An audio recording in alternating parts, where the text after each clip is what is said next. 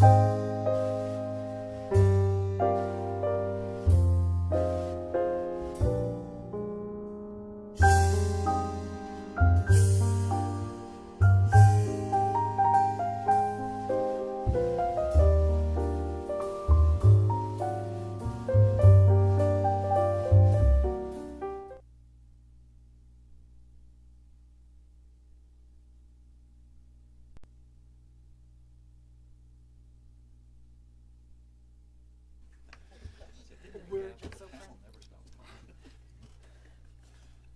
you very much, Council. North Las Vegas City Council welcomes each and every one of you to the North Las Vegas City Council meeting. If you wish to speak, please complete a blue card where Gary is standing over there. There's one there. There's out here and out back. We have these blue cards that you can sign. If you'll hand them to the clerk when you're finished, she'll make sure that we get them up here. We'd ask that you limit your speaking to 3 minutes, and if you can, avoid repetition. Madam Clerk, are we in compliance with the open meeting law? We are in compliance. Great. Tonight we're very blessed to have our invocation given by Father Barry Vaughn of Christ Church Episcopal, followed by the Pledge of Allegiance by Richard Ponce, a good friend of the city's here. Please rise. Thank you. Let us pray. God of mercy and of might, hear us as we pray for the mayor, council, city manager, and people of North Las Vegas. Grant that those who meet together this night will be guided to clear seeing, right thinking, and just actions.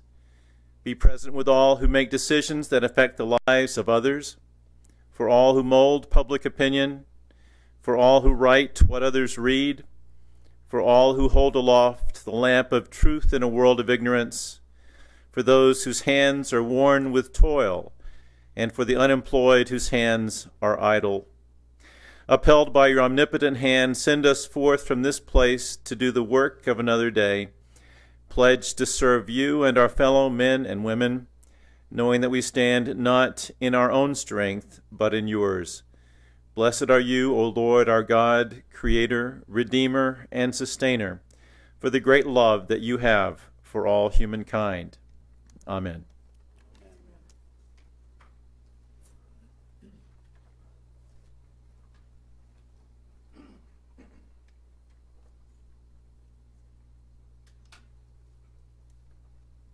Please join me in the Pledge of Allegiance. I pledge allegiance to the flag of the United States of America and to the republic for which it stands, one nation, under God, indivisible, with liberty and justice for all. Thank you.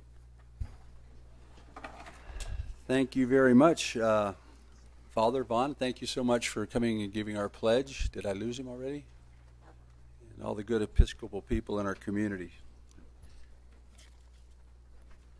Okay, this is the first of the two portions of the meeting devoted to the public. This portion of the agenda is limited to matters which are on the agenda only. When I call your name, please come to the podium and state your name and address for the record. First, I have Jeff Alpert on items 13 and 51, I guess, Jeff. Good evening. My name is Jeff Alpert. Address is 3828 Fusilier Drive, North Las Vegas, 89032. I wanted to make some quick comments about a few agenda items. First, agenda item 13 is a consent agenda item. It's a funding item, and I was reading up on the information on the website about that item. I have no objections if the Department of Transportation in Nevada wants to use federal funding with some matching city money to work on Civic Center in Cheyenne, the general intersection, which also includes the I-15 freeway exits. And I just want to make some general comments that I was wondering if there was a sister agreement that goes along with this to also work on Cheyenne at Losi, because I think the bigger concern is on the west side of the freeway rather than the east side of the freeway. As someone that travels across Cheyenne to the freeway quite a bit, those of us that use Cheyenne heading east between North 5th and Losi know that the right lane fills up from traffic heading south from on North 5th South that turns east onto Cheyenne, and they back up the slow lane, the lane closest to the curb, to the point where it fills up with Republic garbage trucks, big bed trucks, cars, vehicles. And a lot of cars know if they get in that right lane, they're not going to make the low-see light to get on the freeway. So what they do is they fill up the middle lane, and then as soon as they get to low-see, they try like crazy to cross over to across 2 lanes to get on the freeway. Coming here this evening, I just took a look. I was the 4th car in the middle lane, 3 cars in front of me, and I noticed 2 of the 3 cars did exactly that. As soon as they crossed low-see, they cut into the first lane of traffic and then onto the inner lane to get on the freeway. There's a special freeway entrance lane. So I was thinking some of this money should have been spent working on the west side of the I-15 to help ease that traffic safety danger where cars are very anxious to get on the freeway and don't want to wait 2 long lights. The other item I just wanted to quickly mention is item 51. On the agenda, if you look at item 51 for a medical marijuana dispensary application, if you notice the address where it's at, it's also one of the addresses listed in item 93 for a food court complex that has got initial approval from the Planning and Zoning Commission. And I don't think it's a good idea to have, even though the food court hasn't been built yet or hasn't received final approval, I think it would be a big conflict there to have a medical marijuana dispensary located at the exact same address as a food court complex. I addressed the Planning Commission about the food court and having concerns about safety issues there, as a lot of Cheyenne High School students would be hanging out there after school. And to have a medical marijuana dispensary right on the same property with the same parking lot, it could become an issue. Thank you very much. Gary, I don't usually respond, but I will tell you that we can find that information.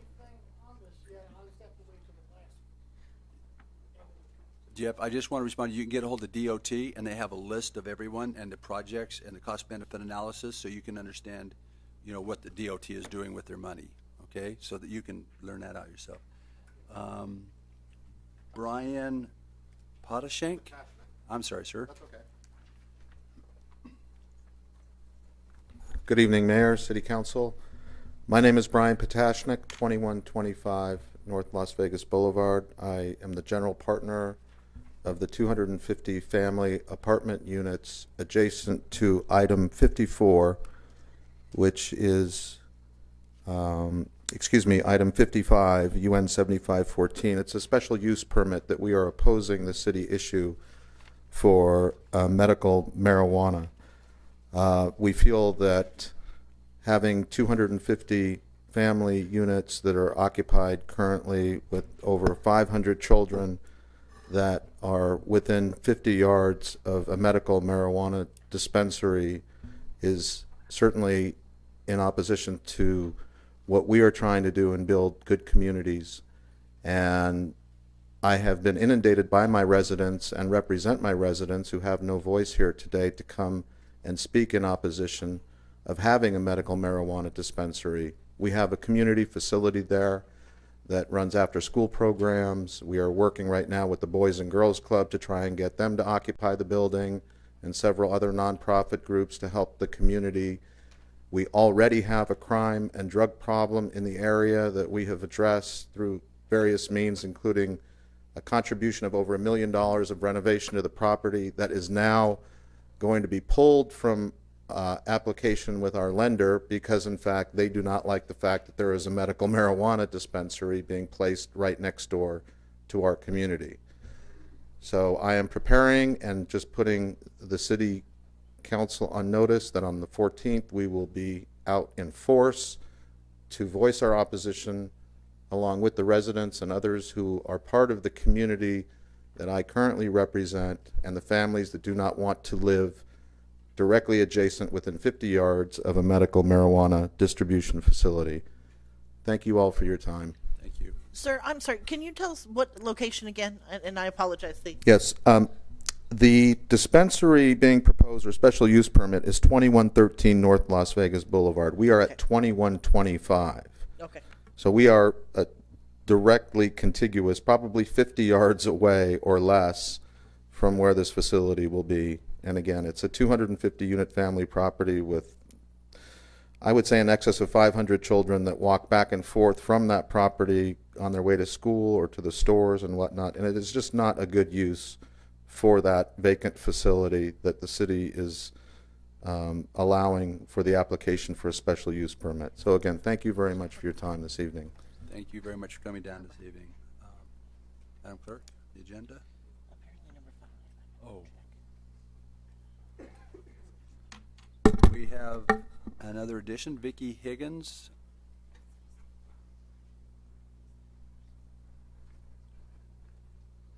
Good evening. Excuse me. Vicki Higgins, Las Vegas medical cannabis advocate.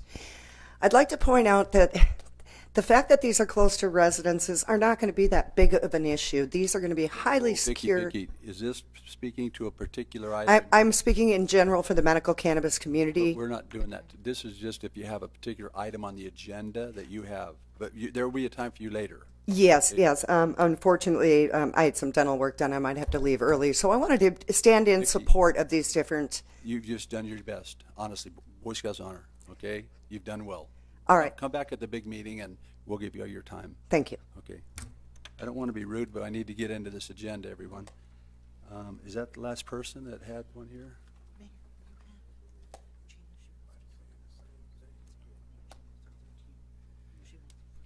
Right, Mayor, pursuant to our agenda, the first public forum is dedicated to items that are actually on the agenda. The second public forum is open to all members of the public to speak on I will any blow comments. through the agenda real quick to get you people up here. I promise you I will, okay? Moving on to item number 1. The agenda, approval of regular city council meeting agenda of October 1st, 2014 for possible action. Good evening, Mayor and Council. We have no change to tonight's agenda. The recommendation is for approval. Thank you. Councilor, any comments or questions on the approval of tonight's agenda? Seeing none, the chair will take a motion. Move to approve. Please cast your vote.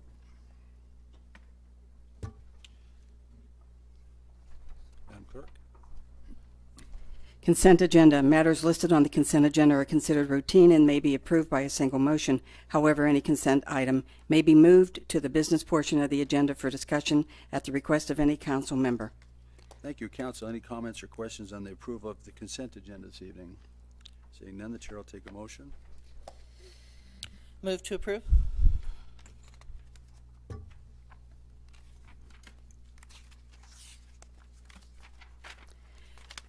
First item of business, item number 86. Discussion regarding the qualifications and process for the appointment of an individual to the panel of alternate judges for the North Las Vegas Municipal Court for possible action. Thank you. 1 second. This is quite a big agenda here.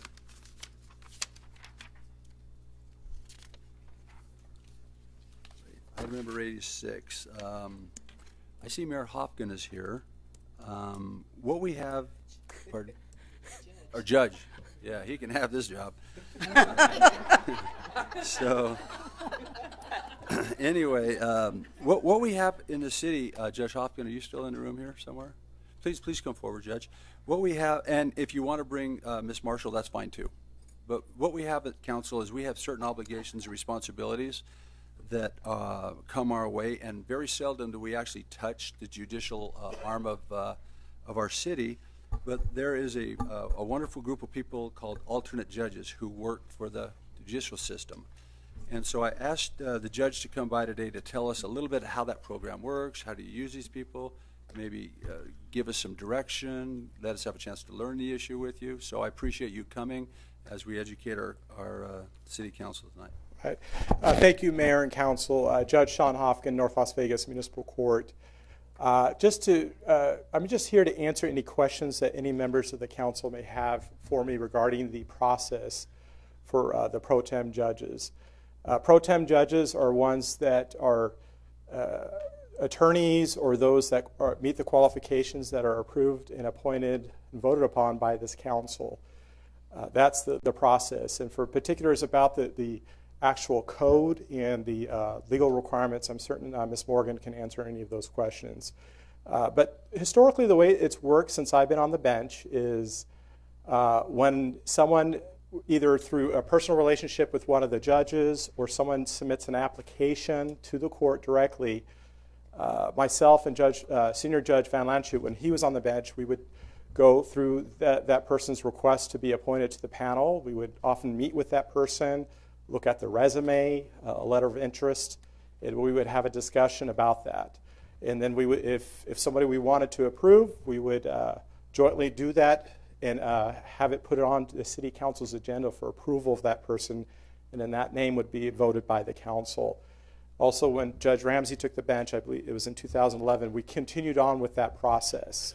And so typically, a name would not be submitted to the council unless both judges vetted that person, maybe had a chance to meet with that person, look at their qualifications, and certainly we would looking for people that have some sort of background, either as a former prosecutor or a criminal defense attorney that can handle the type of cases that we do handle.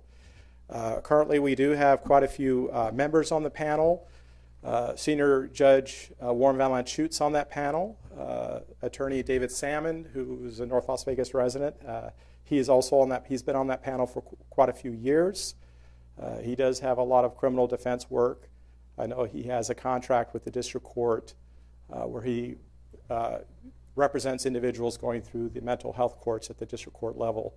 One of our panel members is retired U.S.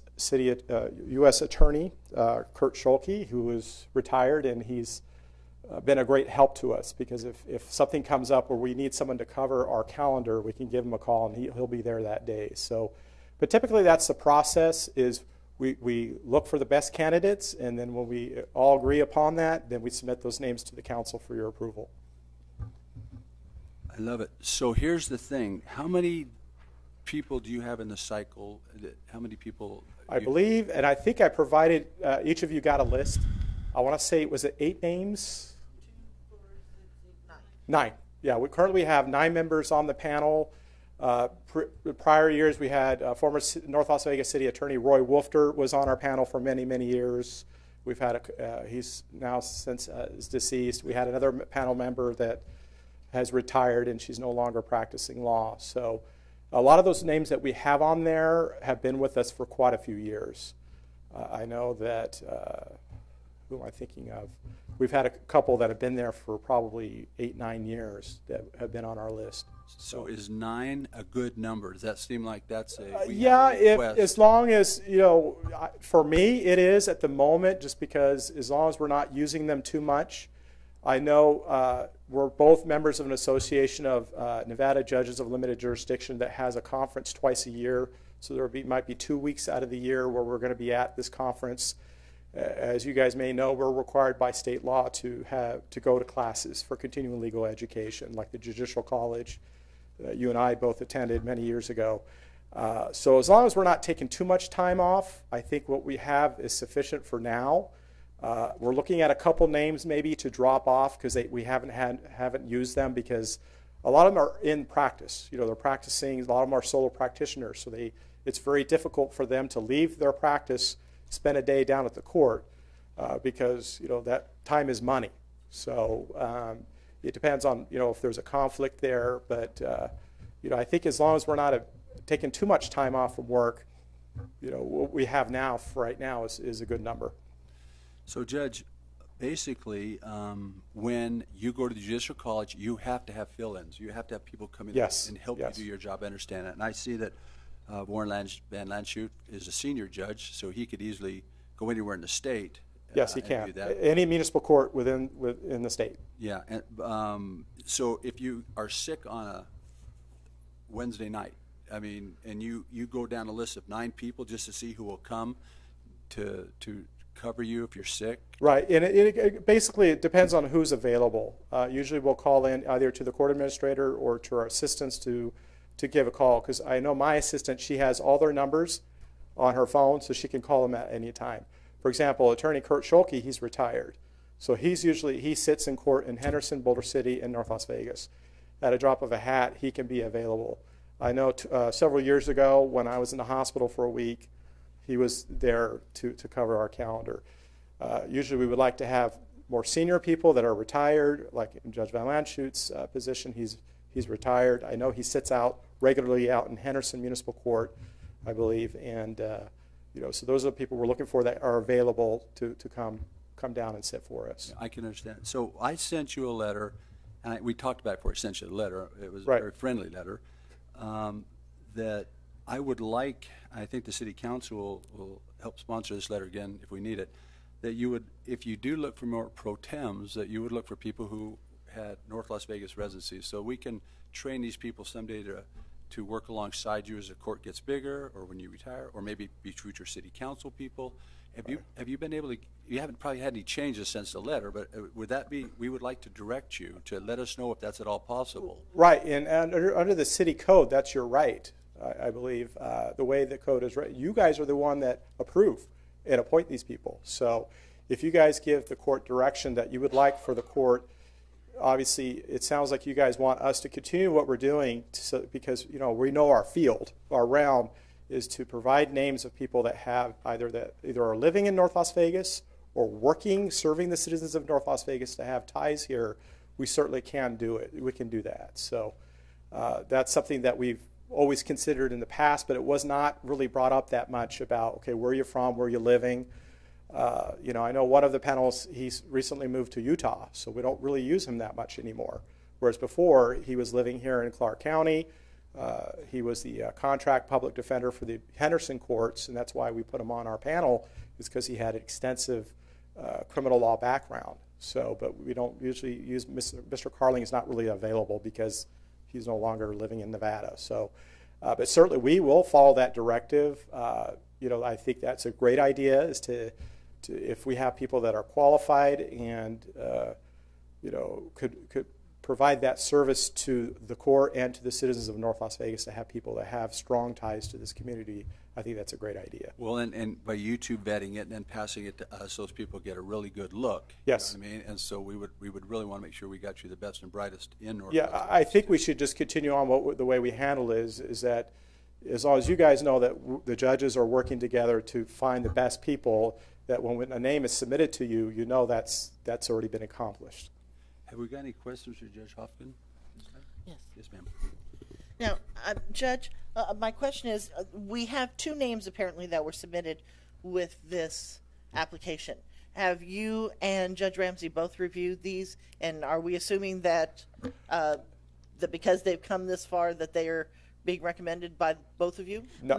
Mayor Pro Tem, if I just may interject, you're not considering appointing any Pro Tem judges today. Initially, the discussion happened, but before the council made that decision, it was recommended that you actually have a discussion on how they're selected in the first place. Well, I understood we weren't doing the appointments okay. tonight. I just Okay. wanted, this is the backup, so I'm trying to figure Right. out.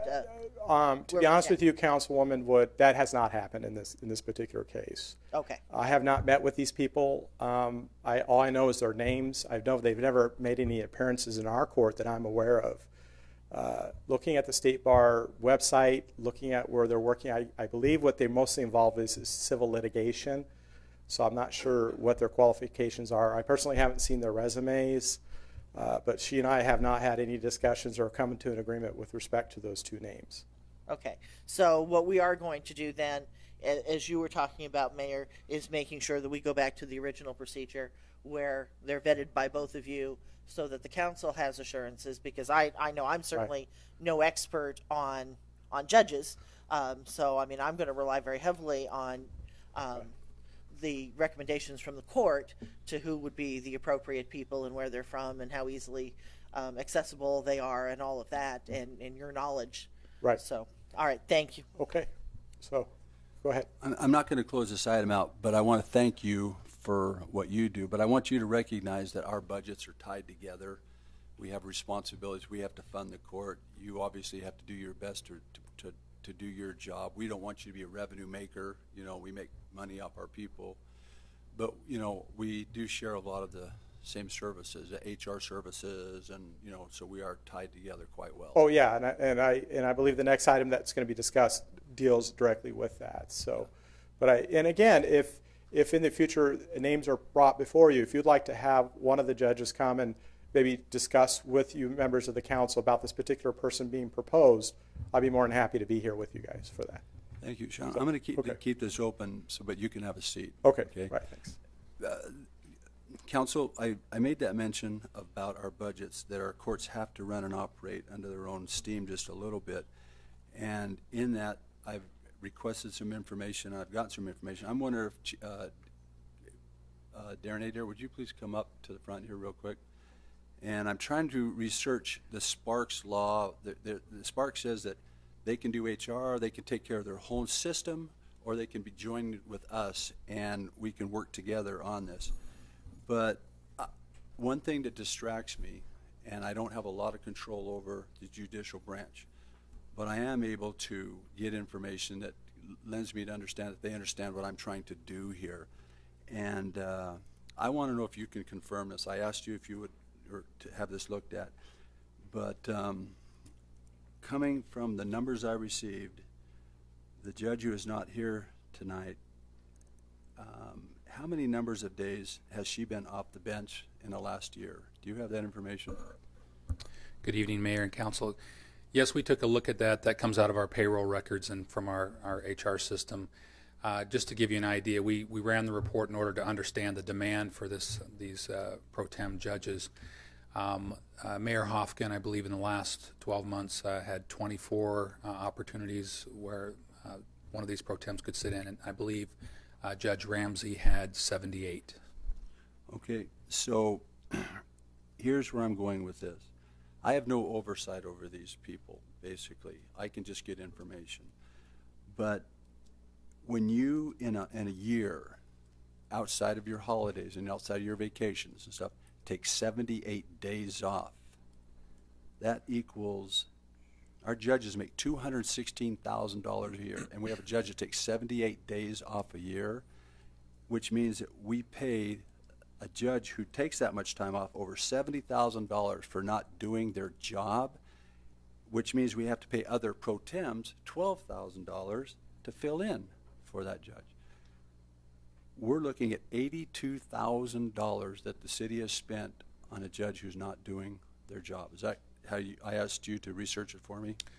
Yes, Mayor. I believe those calculations are correct. They sound correct. What oversight do I have to see that these officials go to work? Mayor, I don't know if Mr. Adair would want to comment on that. I can just tell you, I mean, all the members of city staff, we wouldn't have any control as to the number of days that an elected official, whether it be a judge or a council member, would actually come to work. That's not something that staff would have any control over, and it's not something that it's outlined in our municipal code that requires elected officials to attend work at a set schedule or have a set number of vacation days or leave time. That's not something that's that we have in our code, or I think any other code in the Clark County or even in the state of Nevada would have any restrictions or any limitations on the time that elected officials would have to take off or actually be in the building.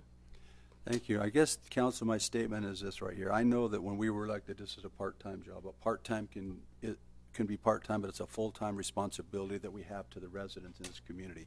Each and every one of you give what you can, and you have businesses, and you have companies, and you have jobs, and all those kind of things are very, very important. But when you pay a judge $216,000 a year, you expect them to come to work 40 hours a week. And if they do get sick, you accept that. When they do have to go to conferences, you accept that, you know. Maybe if a parent has an issue, a surgery or something, you accept that. But when you're going to tell me that 78 days in the last year, 1/3 of the time we paid you, you were at home or on vacation, something's very, very wrong with that, Mr. Adair.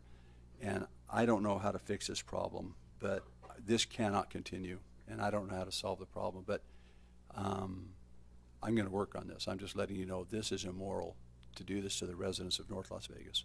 So I appreciate you doing the research that I asked you to do. You had nothing to do with asking me to find out these questions from you. These are things that I've recognized have been a problem, and I appreciate you for doing your duty, okay? Sure, Mayor. There was one other item, I believe, that was the number of days that employees, generally with a 4-day work week, the annual year work days is about 196 days. That helps you put, I know you used a percentage there. That calculation, I believe, is a little higher when you use the actual number of work days that we as city employees. Yeah, because we don't work Fridays. That's correct. So 1/3 of the time we've had a vacancy on that judge, and we need to have these pro tems just do the job of somebody we paid to do the job. That is wrong. Anyway, I'm not asking anybody else to jump in on top of this issue unless somebody would like to say something. He said 196 out of 196. That's what I. Thank you very much. Judge Hopkins, thank you for your time, and I appreciate you coming and educating the council and for the fine job that you do for our city. With that, this was just informational only. We'll move on to business number 87. Thank you, Mayor. Discussion and possible action regarding memorandum of agreement between the City of North Las Vegas and the North Las Vegas Municipal Court to clarify relationships on personnel and human resources issues relating to municipal court employees and general operational matters for possible action. Thank you very much. This was what I was explaining to you guys. This is a memorandum of understanding so that the city and the judicial system can share services. There was a legal case that said that once they got their budget, they could do what they wanted with it. But they could also work with us and we could share services and those kind of things. And the court system is asked to be allowed to continue to keep the same system that goes forth with the city right now. We have no problem with that. They're easy to work with. We understand their needs, and they couldn't ramp up if they wanted to, given the budget restrictions that we have. But we put this MOU together because we had some employee issues, and this would give them rights. I've got a question for my city attorney. Now, it's my understanding that this MOU is critical to protecting those employees. Have all parties signed the MOU? No, Mr. Mayor. As of right now, we have it's been signed by Judge Hofkin and been signed by the court administrator. But if you wouldn't mind, if I could just make a couple of comments about what the MOU provides, because it is a long document, and how we actually came to this MOU.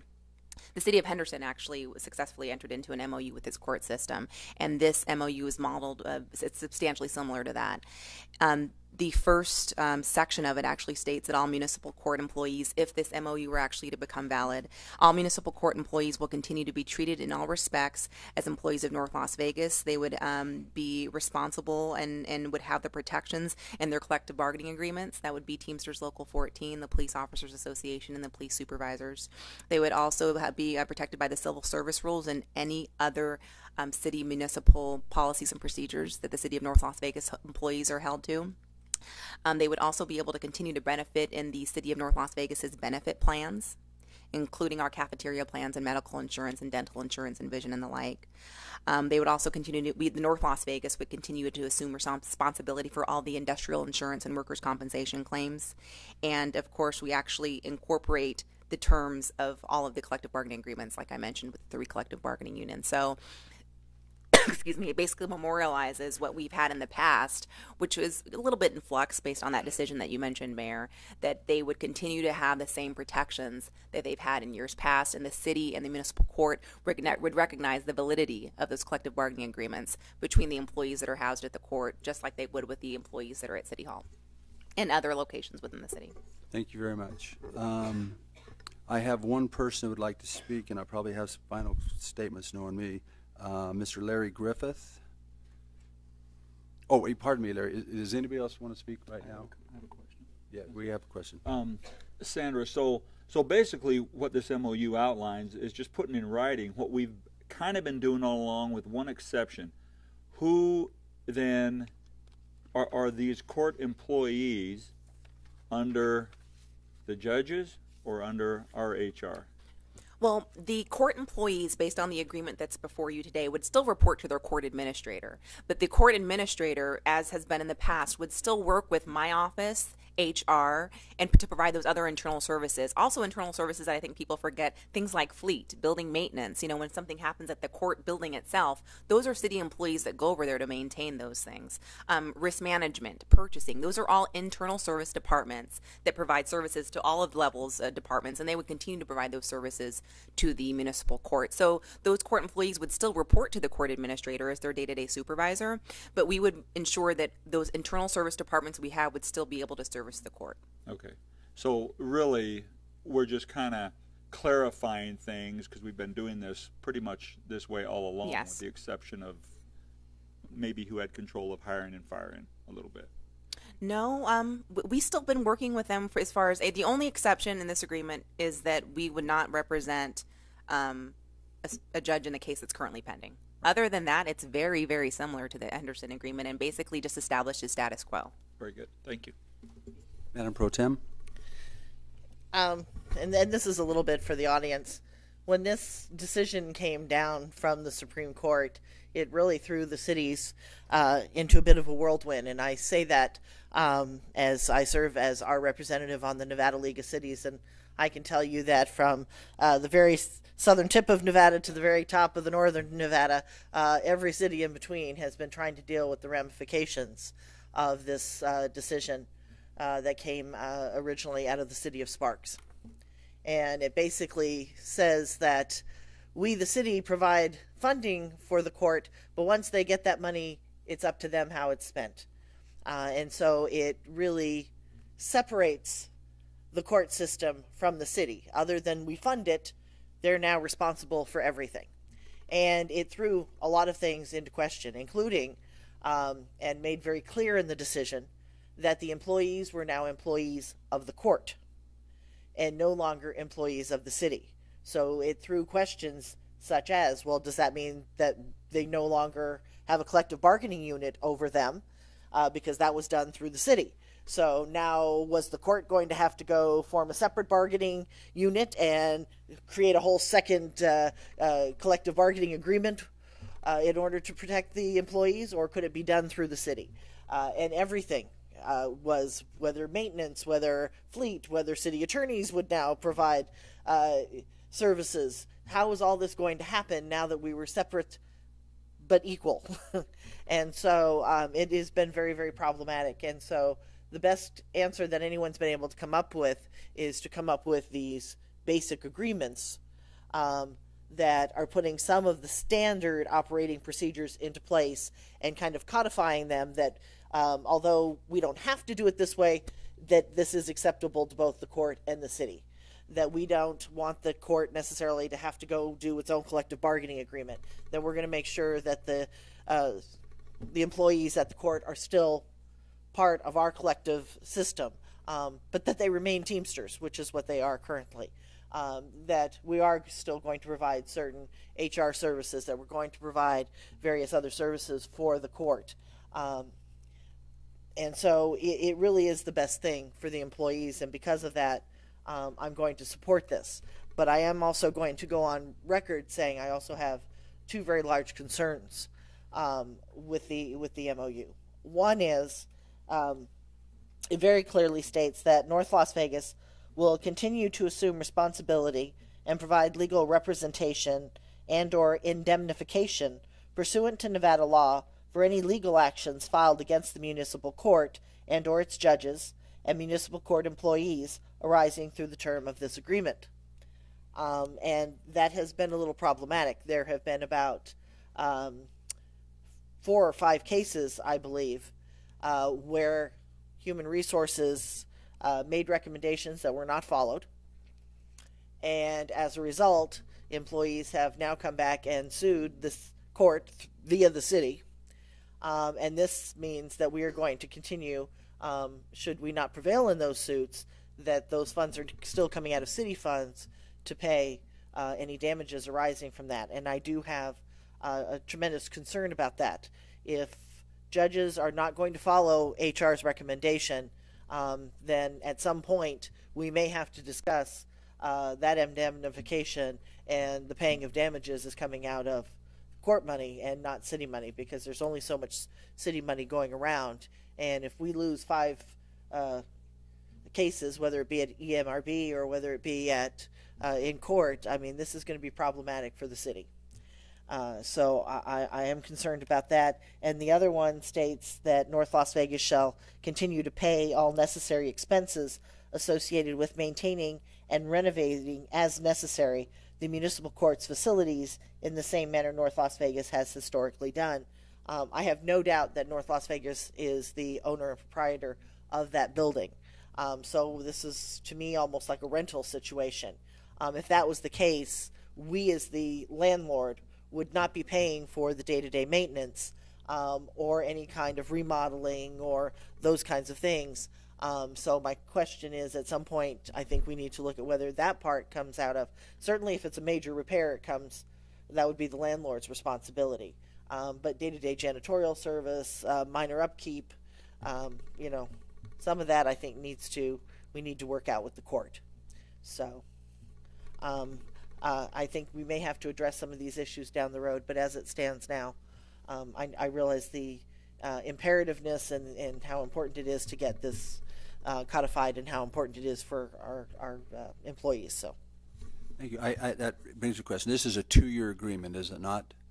That is correct. That is correct. So you're not tied into something forever. Right. That's good that you bring those up. I appreciate and the 2-year agreement, we actually put that up because we've been talking about this for a couple of months. But that 2 years would hopefully coincide with that's when the Teamsters Local 14 agreement with the city actually expires on June 30th of 2016, and the POA as well. So we wanted to try to get, you know, hopefully within the next 2 years, those employees can be protected under the existing collective bargaining agreements. And if there's any issues, that we can definitely be able to address those in the next 2 years.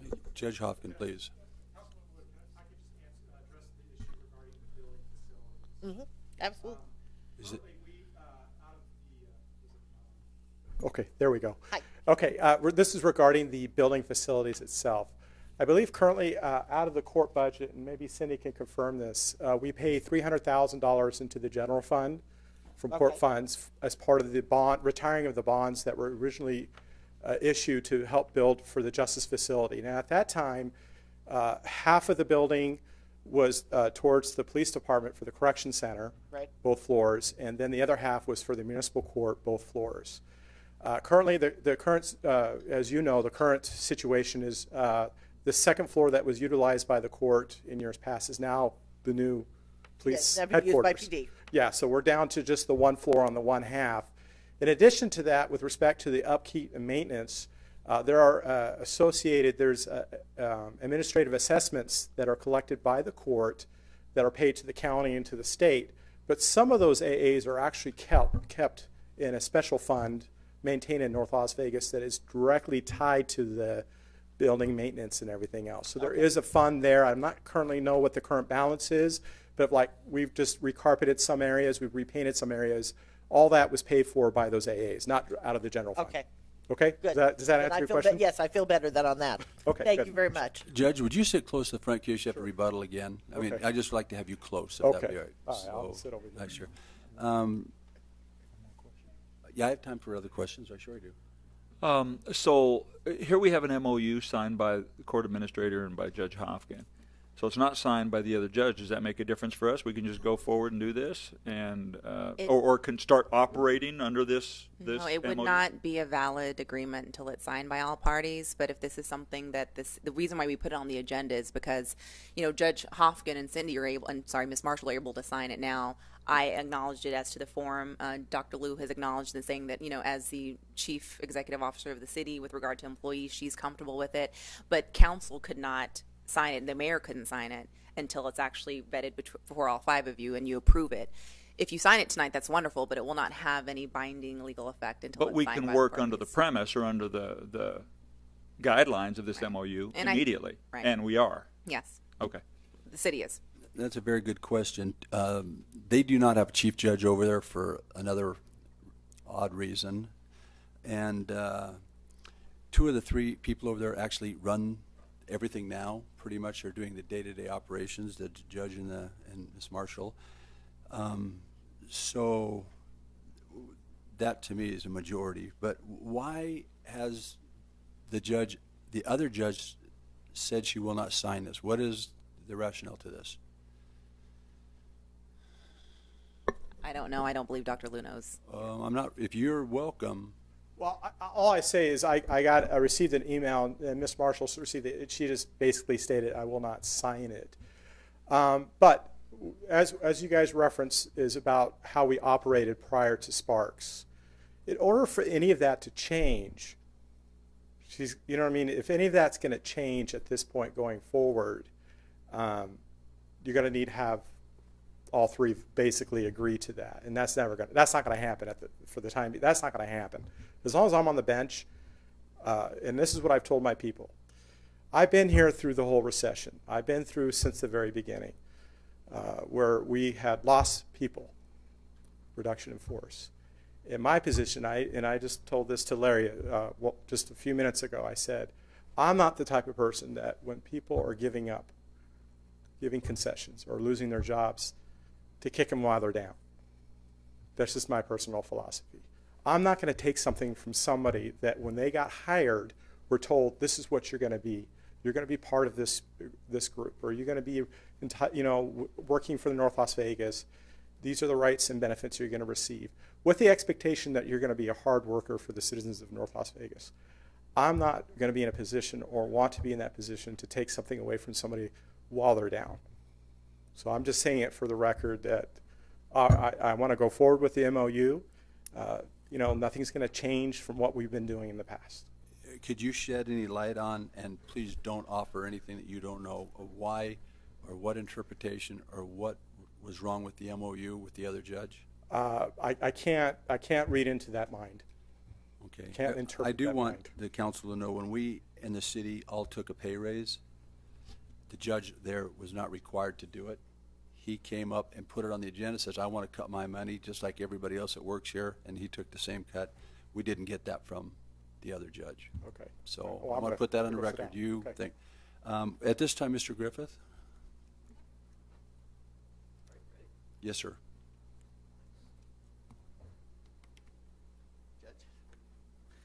Mayor Pro Tem, Councilwoman, Councilman, Dr. Lou, Sandra, the city employees.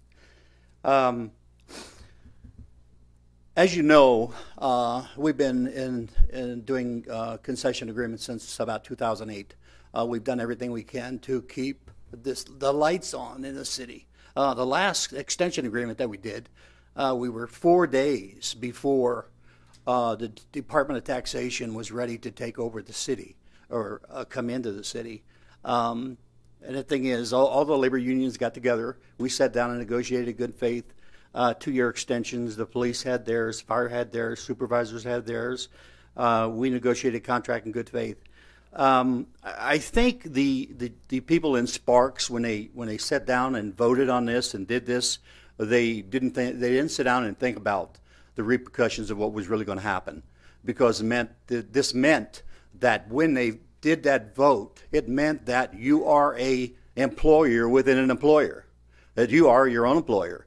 So once you vote that you have court employees that are under you, they're no longer under the collective bargaining agreement of the city. So now this throws a whole new, you're in a whole new ballgame, because now you have to go out and get a PERS number. You have to do PERS. You have to start a payroll. You have to start an HR department. You have to provide health and welfare for your employees.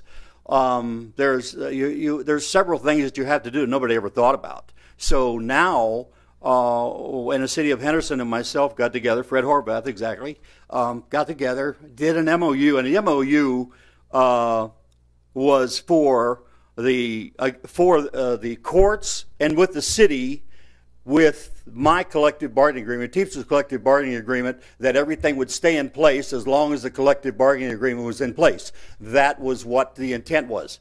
And it took a while to get it put together in Henderson. We finally did it. The judges signed it. The mayor, the council approved it. And all the court employees in the city of Henderson are still receiving the same wages and benefits, and they will as long as our collective bargaining agreement stays in place. So the city of North Las Vegas, with the judges and Sandra, I don't know who all was involved, but they did exactly the same thing here, which means that the court employees for the city of North Las Vegas that will receive, if you, and I'm asking you to vote on this, whether the other judge signs it or not.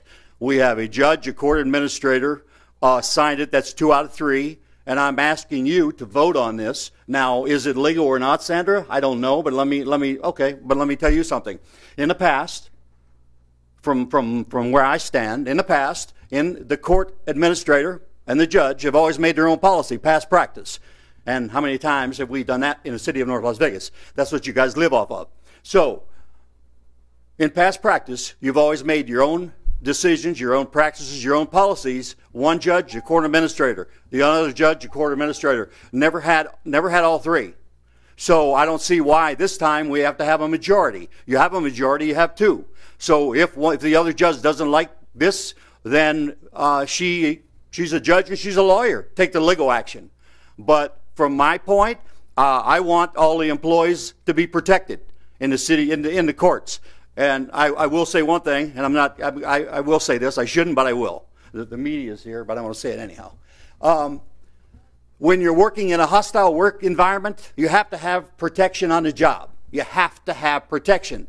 Wages, benefits, and protection on the job. That's all you have under a collective bargaining agreement. If you don't have protection, job security, you have nothing. So I'm asking you to vote on this and let the court figure out let the judge figure out whether it's legal or not. So that's my recommendation. Thank you. Do you have any questions for Mr. Griffith? Thank you very much, sir. Mayor Pro Tem?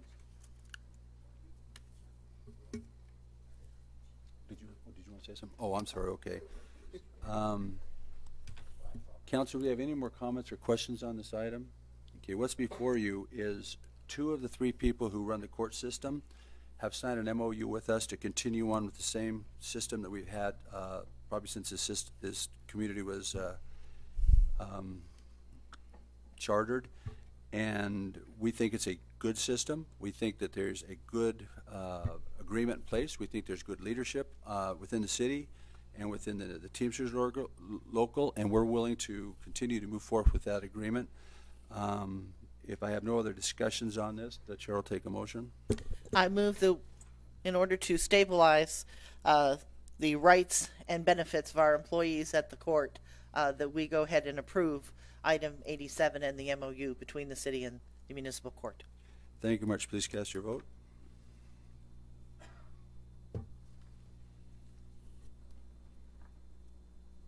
Motion passes. Number 88. Professional engineering services agreement with Atkins North America, Inc., in an amount not to exceed $840,000 funded by the Clark County Regional Flood Control District to provide professional design services for the Beltway Detention Basin and Channel Project, CIP project number 10373, for possible action. Council, any comments or questions on this item? Chair will take a motion. Move to approve. Please cast your vote.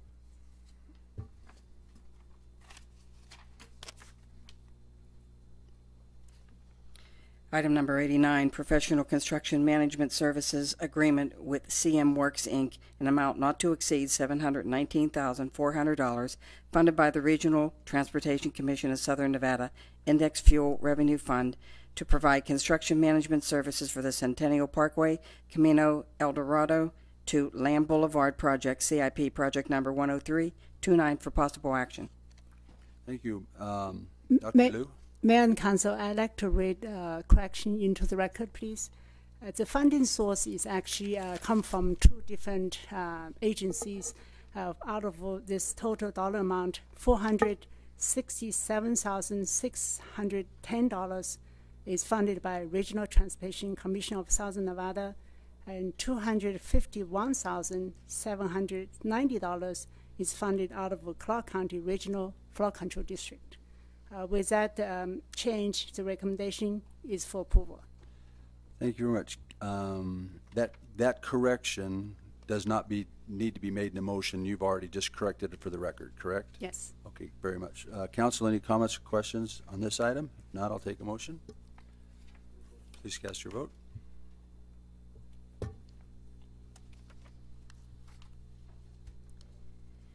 Professional Engineering Services Agreement with Stanley Consultants, Inc., in an amount not to exceed $367,748, funded by the Regional Transportation Commission of Southern Nevada Index Fuel Revenue Fund to provide professional engineering services for the Valley Drive Sawtooth Infill Project, CIP, project number 10402, and Decatur Boulevard Sidewalk Project, CIP, project number 10399, for possible action.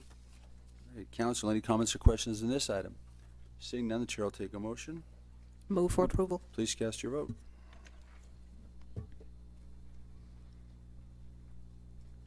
Professional professional engineering services agreement with VTN Nevada in an amount not to exceed $217,990 funded by the Clark County Regional Flood Control District to provide professional design services for the North Las Vegas Wash North Channel Project, CIP project number 10376, for possible action. Council, any comments or questions on this item? Move for approval. Please cast your vote. Motion passes. Item number 92, resolution number 2526, a resolution adopting a ceremonial name change honoring civil rights leader Cesar Chavez for that portion of Pecos Road located within the city's jurisdictional boundaries for possible action. Councilman Barone, would you like to speak on this item? Well, just what happens, Mayor, yeah. Thank you very much. I really appreciate the Mayor. Actually, I recognize several people here in the audience who joined us last week with our good friend to the south here, Councilman Bob Coffin, when he had a ceremony recognizing and I guess initiating the ceremonial renaming of Pecos in the Las Vegas portion of Las Vegas portion of Pecos, namely from I guess Owens to Charleston, I think. I know. Maybe a lot of people in here know about Cesar Chavez. Maybe people don't. I would like to. I think that many people in our community, especially because I know in particular Ward 1, but across our community, the North Vegas community, so many people have come from Hispanic descent, and even those who do not come from Hispanic descent, I think many of them would be very proud to also have a city. A portion of Pecos that runs through our portion of North Las Vegas to also entertain something like this. Now, one thing I'd like to make clear, though, the portion of Pecos that is now ceremonially named Camino Cesar Chavez. Well, I think that's very great, and actually, it's too bad that the Councilman Coffin is not here. I would really give him kudos to taking the lead on this, right? To taking the leadership in the community. But one thing I did tell him is that we do things a little bit differently here in North Las Vegas. I think here, what I would propose is that instead of merely copying what the councilman does, and there's a lot of things that we could copy from Las Vegas, but I would propose that perhaps it'd be a better thing to have the community be involved in the ceremonial naming of the street. For instance, it could be that members of our community pick a very similar name, but a little bit different take on it. Like, for instance, Avenida Cesar Chavez, or maybe someone would propose and maybe would like to pick Cesar Chavez Boulevard, or there's lots of other different things. I think that to get the community behind this and to give the community ownership of this, I believe we should maybe pass a resolution that we will honor, that we will make an honorary name change. And I guess it's honorary. It's an honorary thing. It's not a permanent thing. To do a permanent name change, I know is very difficult and extremely expensive. But I think we should give the public a chance to weigh in and pick the name for us. I know there's lots of things that we could do. We could make this a very easy thing. We're doing this electronically, I guess, through like a poll that we have on our website. And also, I know that to keep this, we are, of course, a little bit challenged in our budget. I'm sure there are many businesses and organizations in our community that would also like to take ownership in the sponsoring of these of the signage, whatever we decide, along our portion, which actually is a much more substantial than Las Vegas' portion.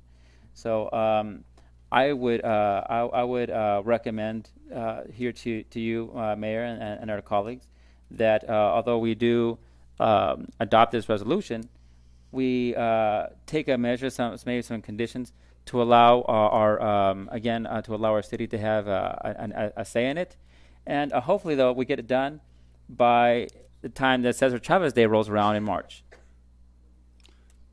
Thank you very much. So everybody who doesn't live on Pecos have a heart attack.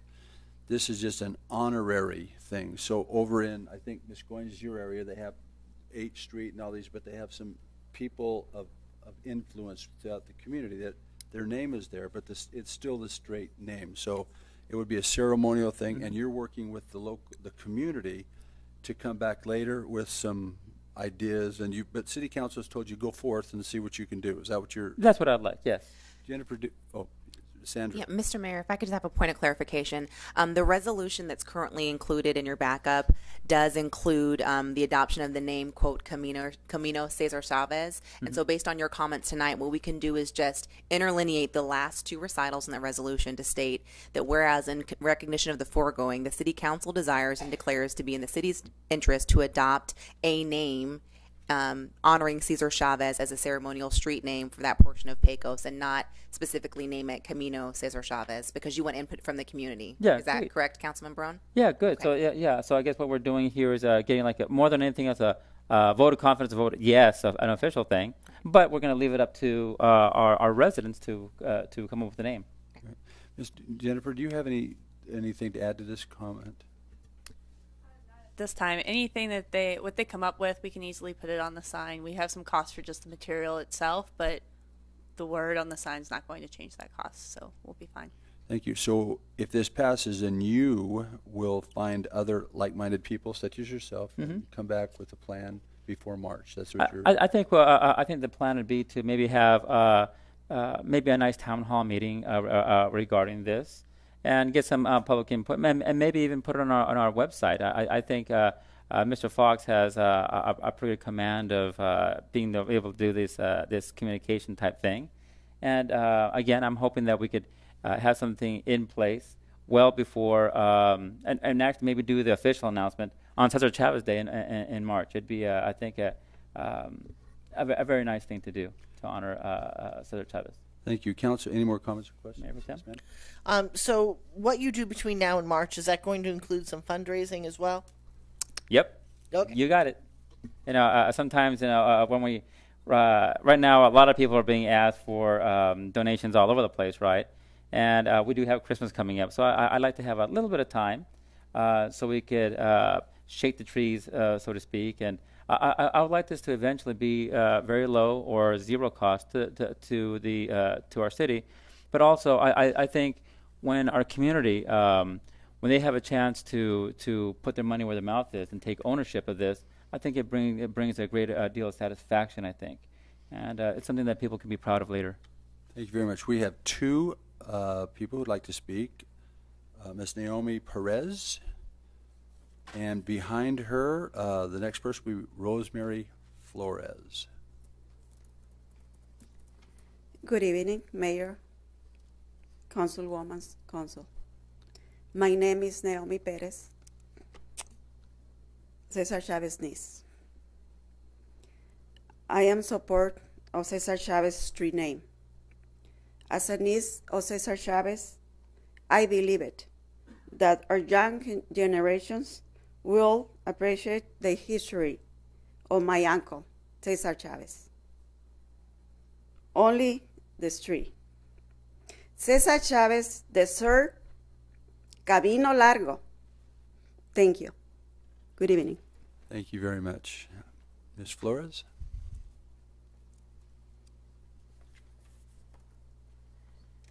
Good evening, Mayor, Council.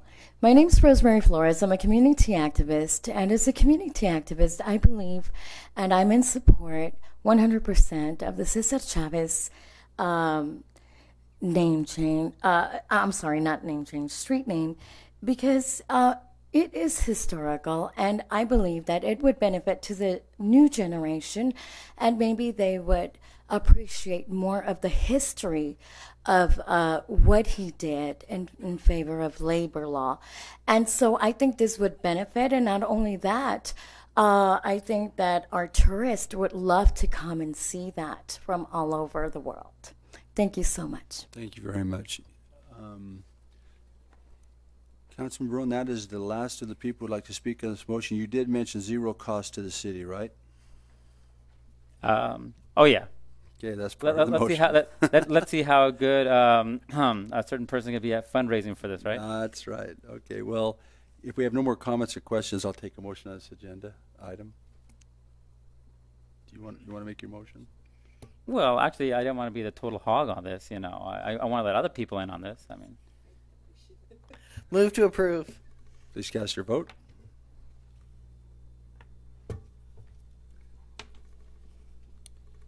Thank you very much. Congratulations. Good luck. Ordinances introduction only. There is no public comment for these items and no action will be taken by the council at this meeting. If you wish to speak on any of these items, please attend the meeting where the final action will be determined and submit a blue card to the clerk.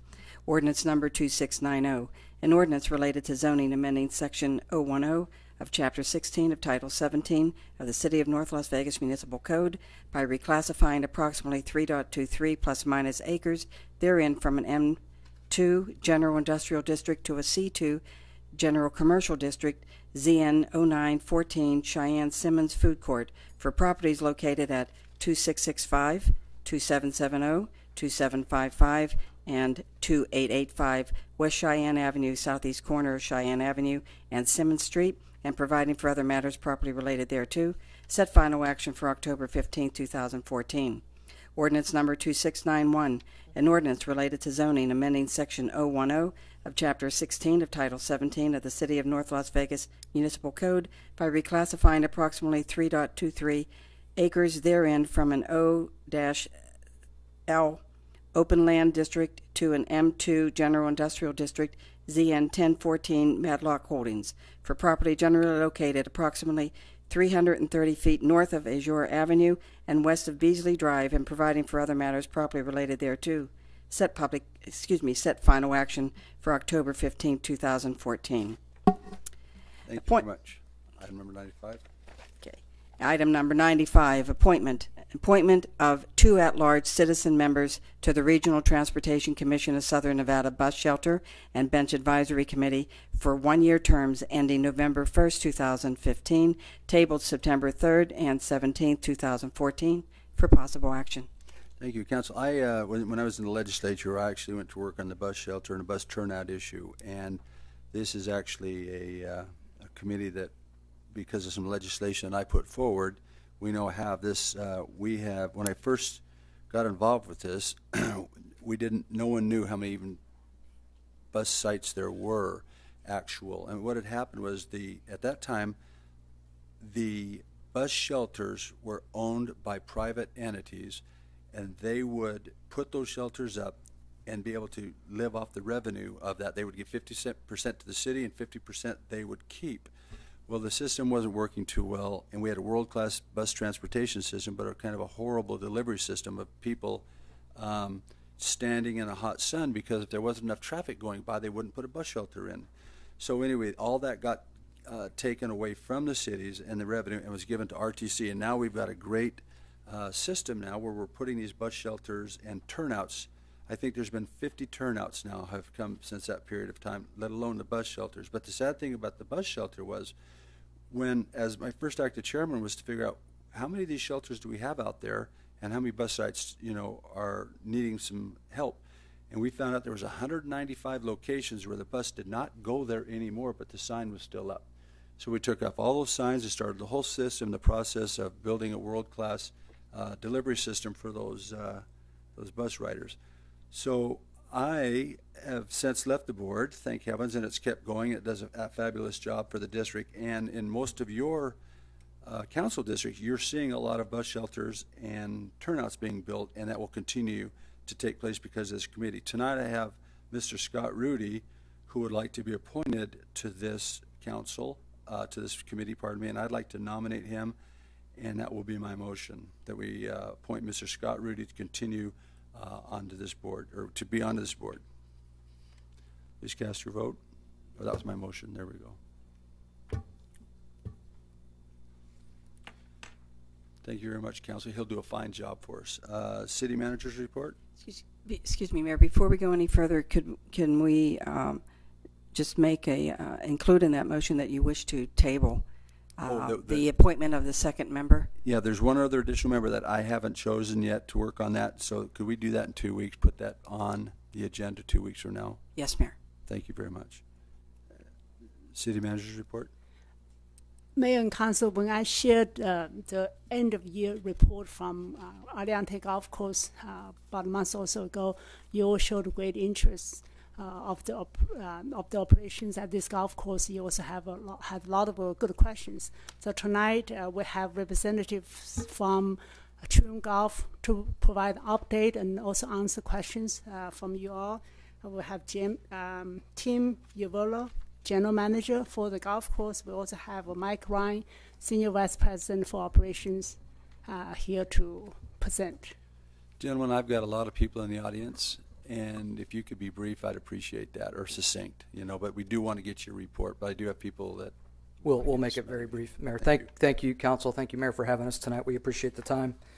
Just to give you a quick, brief update on Aliante Golf Club. Basically, year-end results, a little bit of a sales and marketing update. We're going to give you a quick snapshot of how things are going agronomically with the golf course and how we're making some improvements there, and then a quick look at what the new year brings to us. So as we wrapped up the year in 2013, 2014, we saw a nice lift in our revenue, up 13% over the prior year. Specifically in food and beverage, we saw a nice uptick of 18%, so that was good. On the expense side, right in line with the budget when you equalize the water component that we've discussed in various meetings. So, all in all, a nice uptick in the financial picture, and we're looking forward to seeing that increase as we go forward in 2015 as well. So, unless there's any questions there, we'll move on to some sales and marketing opportunities that Tim can discuss. We focused on 6 key segments for our communication methods. Our local golfers, which we focused on, and we are as a key segment. We've moved the number for our annual pass holders. We increased revenue from $46,000 up to $82,000. Tournament groups and local groups for charity events, we increased our revenue in that component to over $150,000 for the year. We gained relevancy with our wholesaler market, which we were severely lacking when we arrived. This year we've done very well with them. We've secured a solid relationship with the Aliante Hotel Casino as well as the Cannery, which are both obviously North Las Vegas businesses, to help drive revenue through those folks to get them to the golf course. Community programs, we worked heavily towards increasing our presence in the community by working with Wounded Warrior Athletic Tour. We did a project with blind veterans for a putting event. Our email marketing, our campaigns through promotional marketing, Golf Channel have also helped us increase our presence in the community. I thought I'd just touch a little bit on our loyalty program that we developed a platform through Trim Rewards that allows customers to frequent Aliante and earn specific points and future dollars towards spend at the course. So that's been successful, and Tim and his team have done a great job and generated almost 4,000 loyal customers that are specifically use Aliante as their home course. So we'll look to continue that going forward as well. Quick agronomic update. We have completed again our overseed for this year. We were closed for most of the month of September. The overseed took very well, and we feel very comfortable with the progression of the golf course and the overall conditions. Long-term projects include renovations of the bunkers, which is something that's an ongoing discussion with all of you. Landscaping, when we first arrived, has always been a focus for us. We feel that we've eliminated most of the landscaping issues around with the homeowners and eliminated most of the complaints towards making it look more presentable for the homeowners. And our one challenge green, when we got here, was green number 3. We have vastly improved those conditions. The focus was to make it a more consistent, playable surface where we would receive less complaints from our players, and we've done that.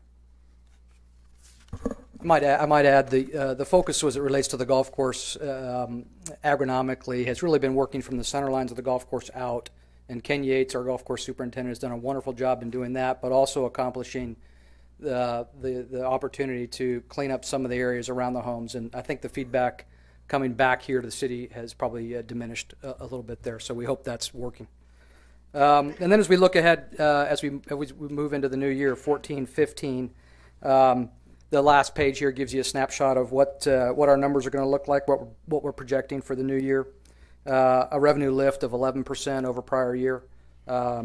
We continue to see some uptick in the golf industry throughout the country, so we think Aliante is in a good position with improved conditions, improved service levels to see a little bit of an increase in revenue, double-digit growth again this year. So we're excited about that. From a flow-through standpoint, we'll flow about 50% of that incremental revenue back down to the bottom line. And as we worked through some of the water discussions with you all, it looks to be a positive year here going forward for the golf course. So we're excited. We're thankful for the opportunity to operate the golf course on your behalf, and wanted to open up for any questions. I think you've done great, but I'll ask the council first if they have any questions. Any questions? I have just a few. I know one of the issues one time it's come back, and I talked about that. You would hope to get some signage on 215. Is that correct? The state to do that? Not NDOW, but NDOT. Yeah. What do we know anything about that? Anybody? Alyssa, could they talk to you afterwards, Alyssa? Alyssa's our traffic engineer. I've got quite a few friends at the state still, but I understand you want to put something on the 215 that'll mention. Can you tell me what Correct. you want? Correct. There was some discussion with one of our last meetings. There was some documentation that was sent towards us where the placement of the signs was going to be on the 215, both in east and west directions. We saw samples of what the signs were going to be. We forwarded back our opinion on those signs, and as far as I know, we haven't had any further dialogue on that. Great. I think our city manager might know something. Yeah, we Tim is correct. We also have locations along Aliante Parkway, and those are on city streets, so we have jurisdiction over. The 215, however, is under Clark County's jurisdiction. Elisa has been working with Clark County, and that's in progress right now. Great. So I don't know, you might want to get a hold of Alyssa back there, and then if you have problems with the state, if you'll let me know, and Dr. Liu, because we have very close relationships with them. Okay. Also, gentlemen, I understand Nellis has had some issues with their golf course. Can they afford to keep it? The sequestration is just, they don't have a library anymore, they don't have a movie theater anymore, they don't have a bowling alley anymore, I don't think. And I know there was great discussion about maybe coming over and using your facility a lot more. Could you give us an update on that? I met with Will Lane, who's director of activities on the base, met with him and 3 other individuals that have been brought in to assess whether the base course is going to remain open or closed. I sat with them on Wednesday last week for them to have discussion back and forth of what our product is and what we are capable of showing them and whether we can handle that amount of business if it does come in our direction. We feel that we're more than capable of hosting anything that they send in our direction, and I'm working with Will to come up with a solution whether they keep the base course open or closed to allow as much of that business to come to us as possible. I know there's some negotiation. I think as long as our city manager and city attorney are there when you make these arrangements, we'd want to protect. Oh, we'll keep them in the loop. This was just a visit for them to be able to see the property and see what we do. Nothing was discussed in terms of how much business was coming in. I want to give you a high five for the golf superintendent. What a good kid. Yeah. He is just a fantastic guy. Yeah. Everybody likes him, and the quality that he puts out is just great.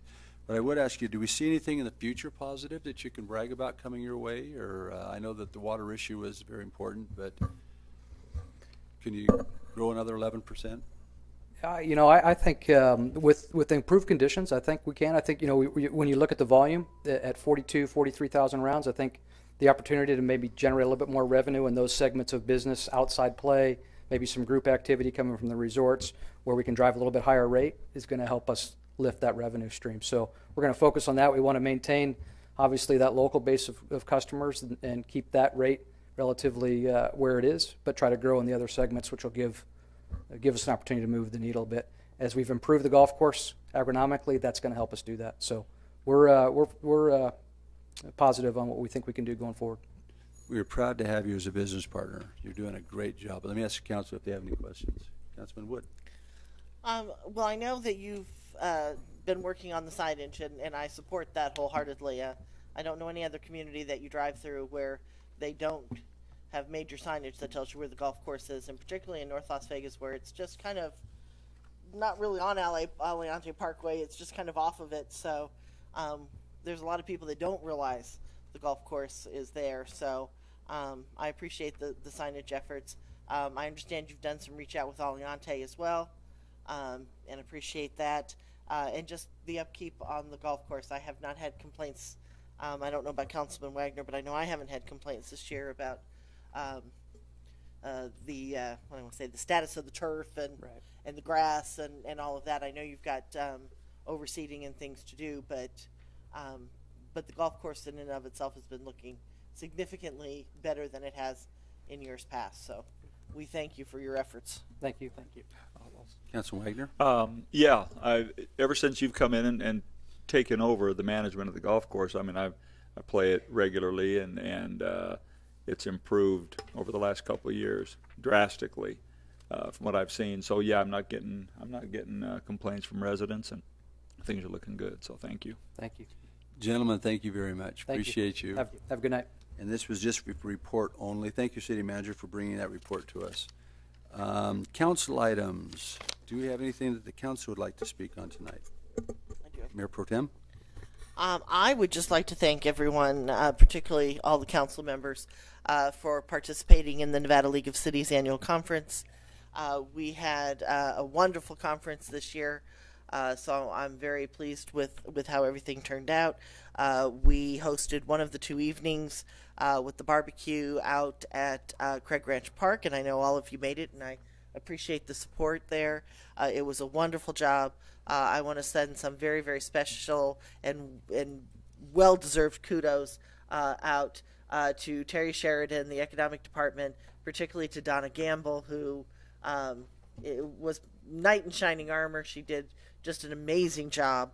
I know Joyce and Wood and Nancy Chavez helped as well, but really special thank you to Donna for doing such a great job, and for you guys for attending and supporting me, and I truly appreciate it. You know, we had a great time there, and I committed to Wes, you now being the future president of the League of Cities for the state of Nevada, that we would offer full support for you next year. When you have an event, we're ready for it.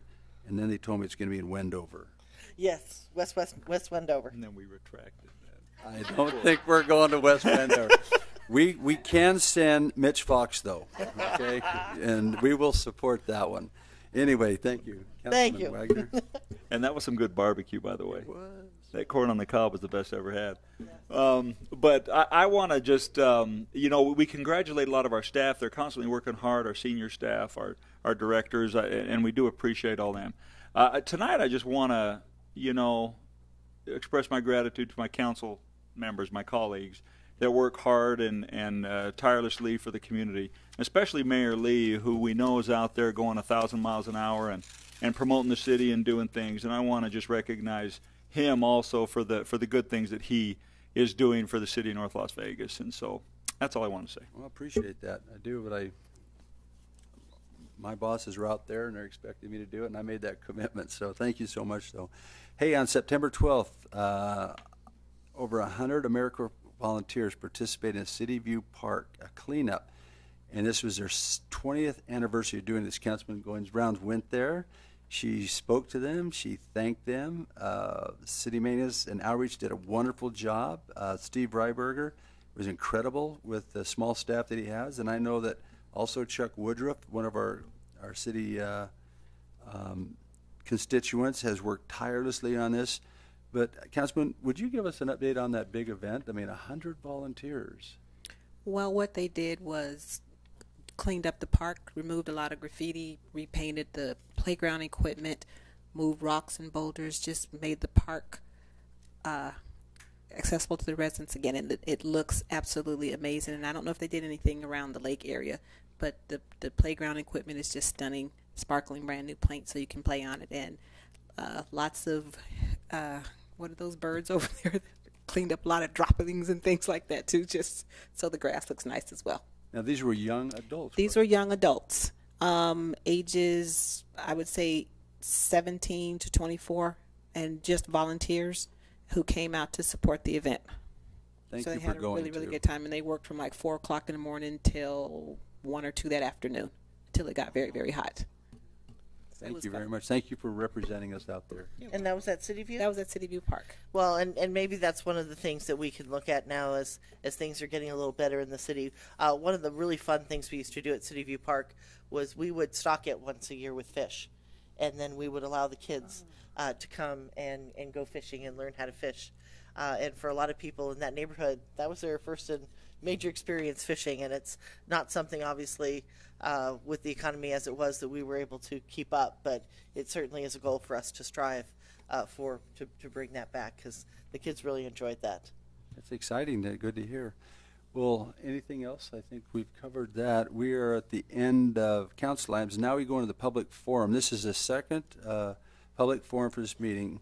These blue cards that I have, I'll be calling you to step forward and address the council. We ask that you speak for 3 minutes, but if you need an extra second, I give it to you.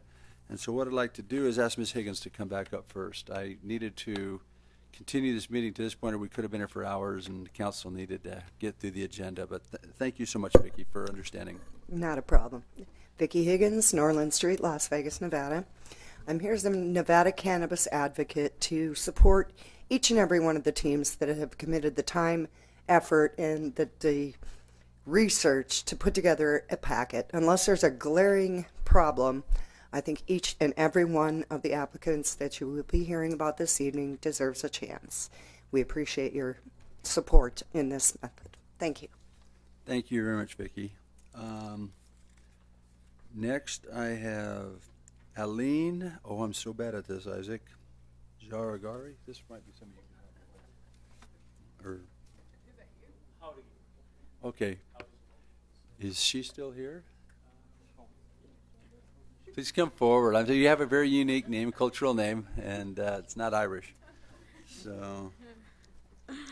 Good evening, Mayor and council members.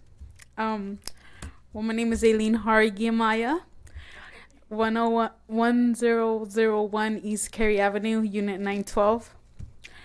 I just wanted to let you guys know why is it important to name, well, not rename, but honor the name of Cesar Chavez, because just like African Americans had an important activist and leader for the civil rights movement, Cesar Chavez was ours as Hispanic Americans, our civil rights movement.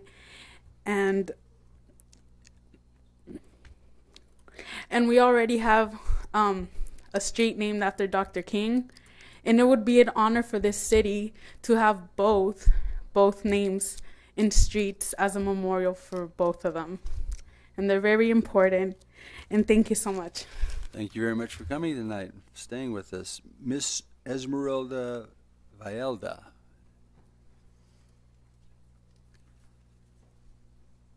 I do know Esmeralda. Yeah. My name's Esmeralda Vieda. Good evening, councilmen, members, and mayor. I live on 3215 Lillis Avenue, North Las Vegas. I am here to speak about also, the renaming sort of thing for the Cesar Chavez Pecos. I just wanted to let you know that I'm in favor of it. I live down the street from it. It'd be an honor for the city to have a street named honoring Cesar Chavez and his activism for our community. Thank you, Ms. Esmeralda. Mayor, if I might, I'm also going to point out that she's on our traffic and parking committee, so perhaps, it'd be a good thing to involve them as well. Well, that'd be to produce presentations in front of them. That would be very nice to do that. Sure it would. Next, I have Erica G. No address, no zip, no phone.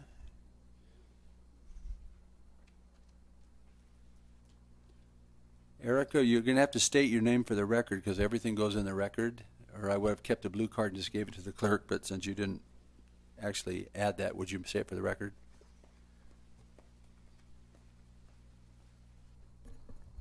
Well, I'm a little taller than some other people sometimes. My name's Erica Grayson. I don't live in North Las Vegas, but there's an issue in North Las Vegas that I would like to talk about. The issue that I have is the house that had the hoarding situation of 100 dogs.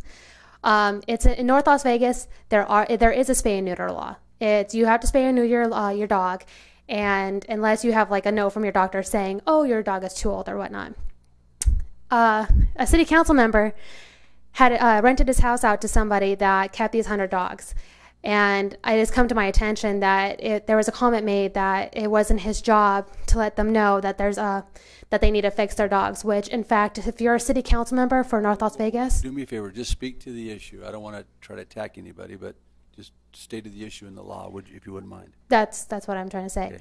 Okay. If you're a city council member and it's it is your job because you're sitting on the council, it is a law for North Las Vegas to spay and neuter your animal. I think it is atrocious how many dogs were in there, and I would really hope that North Las Vegas would push for charges against this person because that is hoarding, and 41 lives are gone. They're dead, and they wouldn't have been there if the person would have spayed and neutered their animal in the first place. And I hope this doesn't ever happen again. That's fine, and thank you very much for understanding. Thank you, Erica. I already did you, Esmeralda. Rick Lofton. Please come forward.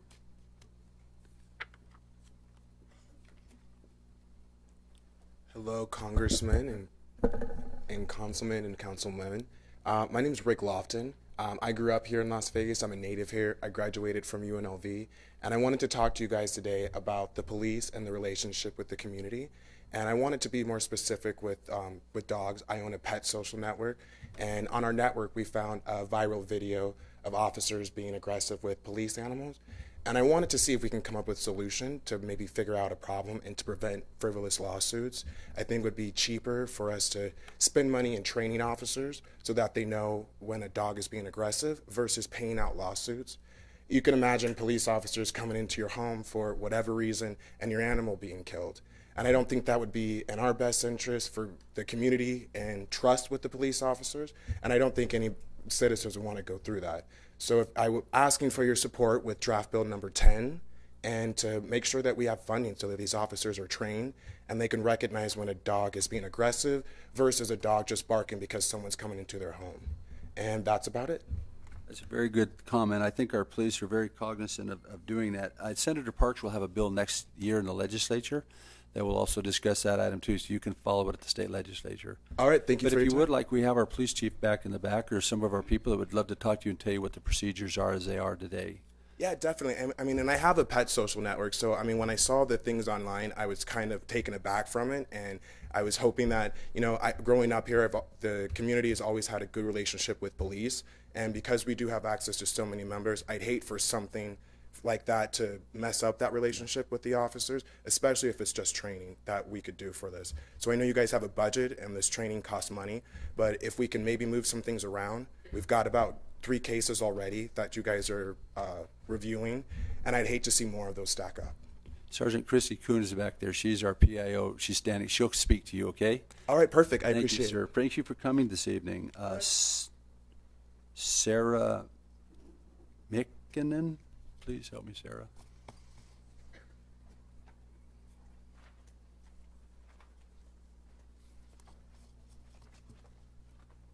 Hello, my name is Sarah McKinnon. Good evening, Mr. Mayor and council members. I'm here because I need your guys' help. On September 14th, my car was stolen from the Costco parking lot on North Decatur Boulevard and 215. My dog, my child, was in that car. I looked for her day and night for 7 days. I hardly slept, following even the slightest lead. On September 22nd, the car was found in an HOA neighborhood, and they left her in the car. And she sat in that car for 8 days, baking in the Nevada sun. She was found so decomposed and riddled with maggots that they could hardly save any of her hair. The car will most likely be totaled due to the odor. All the belongings in that car are garbage because they are permeated with the smell of death. The responding officer, Officer Silva of North Las Vegas,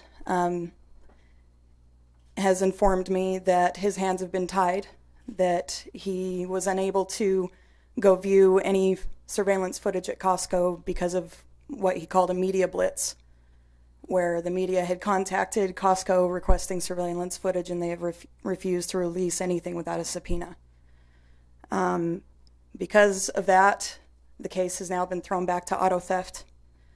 I've tried making phone calls to get a status update on whether or not they're investigating the description and the vehicle of these people that dropped the car. And I need help. I need help to find the people that killed my baby. She was 12 years old, and one day when she was stolen, the day after her birthday, she's traveled the world more than most people have. She went to work with me every day as a nanny with 3 different families.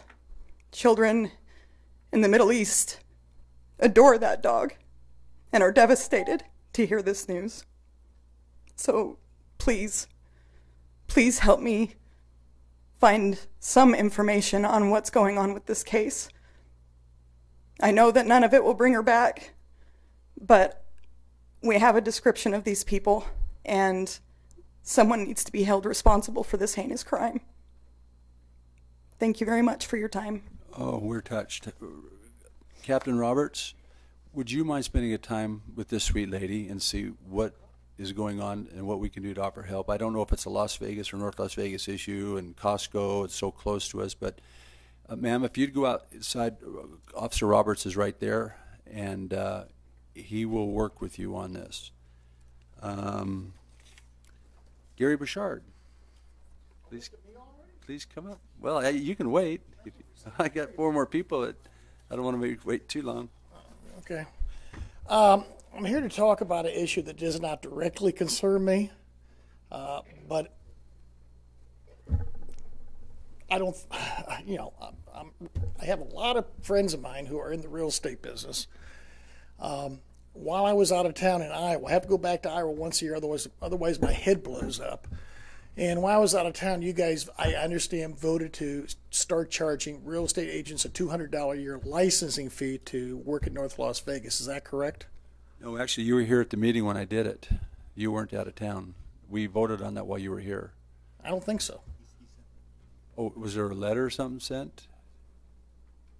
Okay, well, anyway, go ahead and speak. I thought you were here, but go ahead and take your time. Listen, about 3 years ago, when all this before you were mayor, of course, when we were talking about the city running out of money, I talked to the then mayor pro tem, Bill Robinson, and he told me that you guys had not looked, well, not you because you weren't here, but he told me the city council had not looked at licensing, changing anything in over 20 years. And I said, okay, what we need to do, we need to look at the licensing and see who is paying, who isn't paying, who's being undercharged, and who's being overcharged. And at that time, I mentioned the fact that there are a lot of people paying a ridiculous amount of licensing, and some people get by for free. On behalf of people that make their living as a real estate agent, and by the way, these people are getting out of the business in droves because they can't afford to continue in the business. I did a little bit of research. The average real estate agent in Las Vegas only grosses about $37,000 a year. They are self-employed. They're responsible for both halves of their FICA. People that work for a company, they pay 7.5%. Their employer pays 7.5%. They're self-employed, so they have to pay both halves. They have no guarantee, straight commission, and they have a ton of expenses.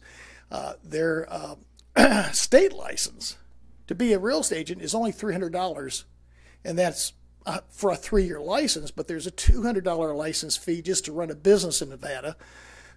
We've talked about that before when you were a state legislator. They're paying $1,200 a year for to be with the MLS, and you can't be a real estate agent unless you're part of that. So now they're having to pay a licensing fee to work the Valley, so they got to have one for North, one for standard Las Vegas, one for unincorporated, one for Henderson. this all adds up to $2,800 a year for people who are struggling. And at the same time, we've got people, and attorney offices that we're not even licensing yet. We're supposed to start that. And we're starting licensing attorney, dentist, and doctor's offices at $150 a year. And they only have to buy a license in the city they're working out of because they don't travel from one city to the other. And here's a difference in pay. Dentists are averaging $180,000 a year in this town. It's a lot more than $36,000.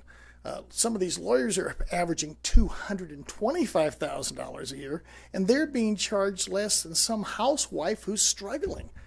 There's some inequity here, and to close this thing up, I see I'm already at 3 minutes, but to close this up, you know, before we have the city council meeting, we say a prayer, we say the Pledge of Allegiance. And I want to tell you something. There's two Jesuses. One is the Jesus that's in the Bible. There's also the historical Jesus.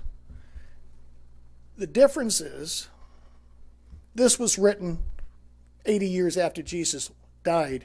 Historical Jesus was written during the same time Jesus walked this planet. Jesus was very concerned about overtaxation. I'm not trying to make you feel guilty. I'm just trying to say we need to look at these things head on to make sure we don't overcharge and undercharge people. And I will tell you this right now. I offered this 3 years ago. I'm willing to help licensing for free to make sure they don't make mistakes. Okay, Gary. I can't work any cheaper than free. First, let me say amen. Okay. We got a hold of the chamber. We did an impact statement. We worked through our business community. We got a hold of the Realtors Association. They put that through their whole system. This is a regional license that everybody else did but us. Everybody else in the region. You told me that. So if you want, though, I'll catch you after the meeting.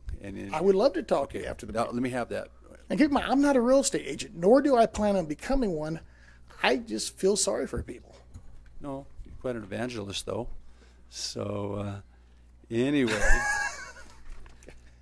next I have Mona Lisa Samuelson.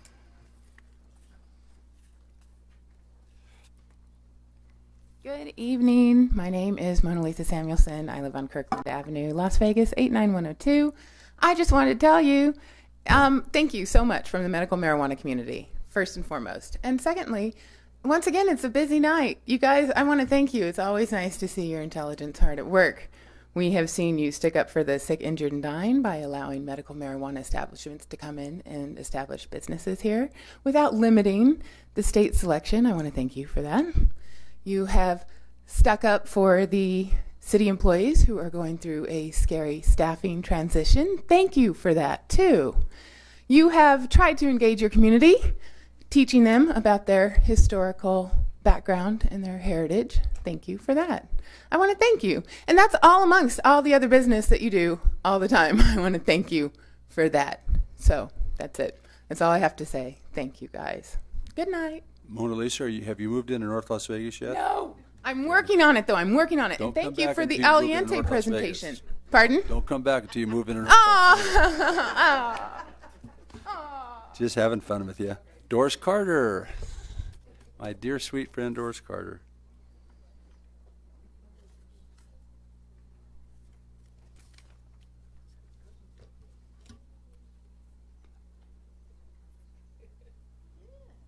Did Gary give you a blessing in the foyer? You are walking very good tonight. Congratulations.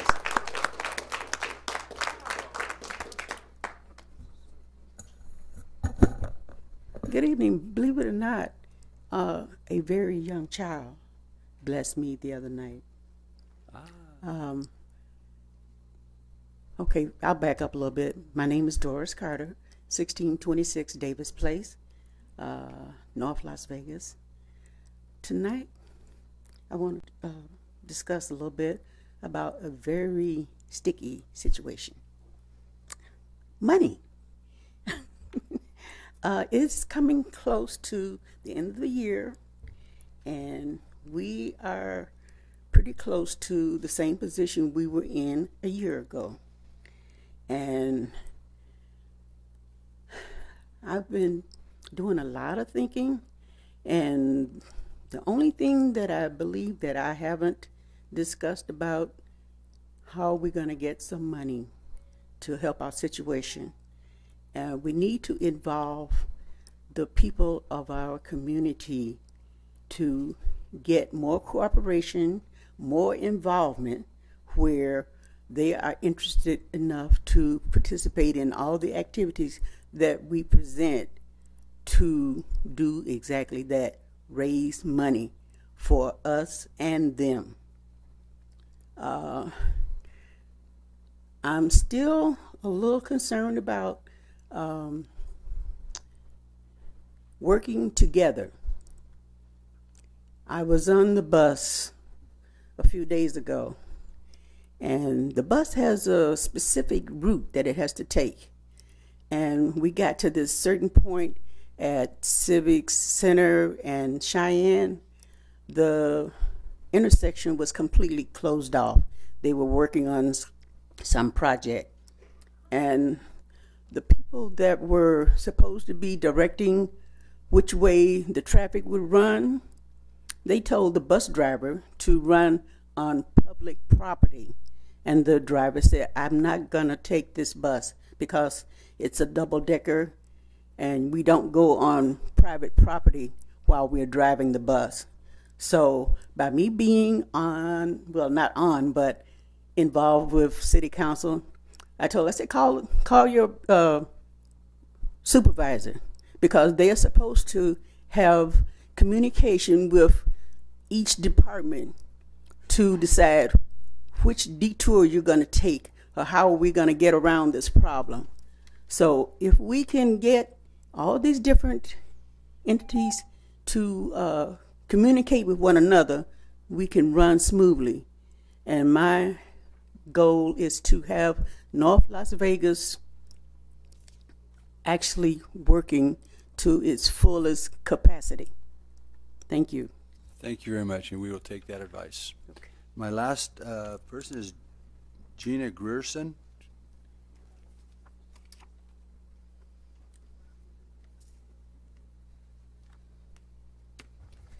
Good evening, Mayor and Council. It's Gina Grierson for the record.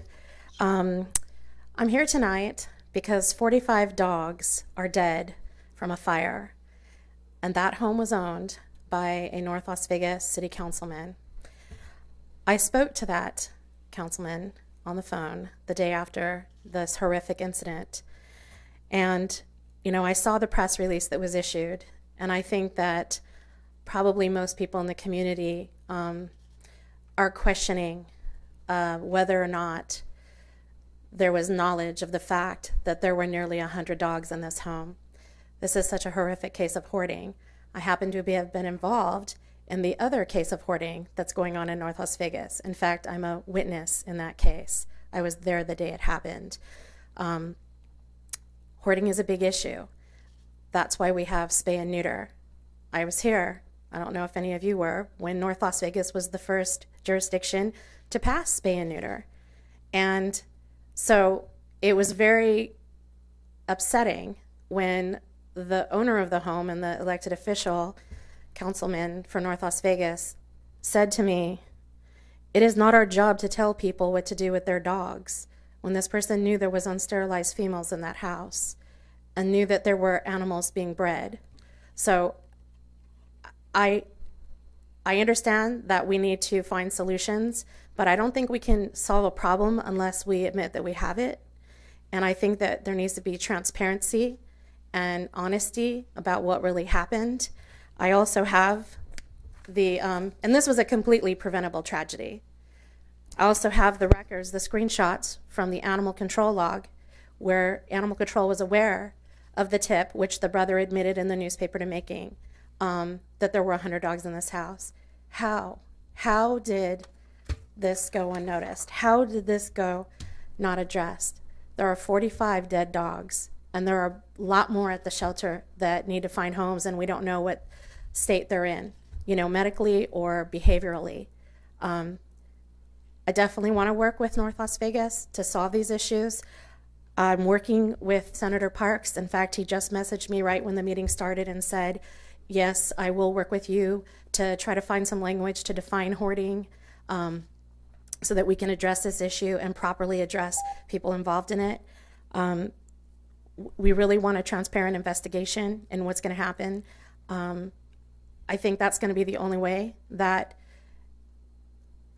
this issue, that the public can actually feel good about how the situation's going to play out. Because I think there's still a lot of questions that we have, but the first thing that we want is the truth. I will tell you this, Gina, that you bring up the issue of hoarding. I don't understand it either. Whether it's an insurmountable love for these type of animals, or that they enjoy cats or dogs. Actually, the lady from the press is back there from Review Journal. She's going to do an article this weekend, why people hoard. I mean, there's something about this, and yes, North Las Vegas has people who do hoard in their community, and we have laws on the books. But we do see it as an issue, and we are following it, and we want to work with Senator Parks also alongside you to see what we can do to solve this problem. I appreciate it, but I think that the public, that there has to be accountability for the fact that an elected official knew this was going on, knew or should have known that this was going on in a home, a property owned by an elected official. So I just want to say two quick things too. I want to thank the speaker, Rick, that spoke before about the canine encounter training. That's something that I'm also working with Senator Parks on. North Las Vegas, unfortunately, is at the top of the naughty list for shooting dogs. You guys are facing several lawsuits, recently lost a Ninth Circuit Court appeal. And so we really want to work together. We hope that you'll support Bill Draft Number 10 that's already there. We are glad that Sarah got up here and told her story, and we respectfully request that North Las Vegas Police Department, really investigate this case, because this is such a tragedy, and we hope that at least there's some accountability and justice for her little dog, Boo.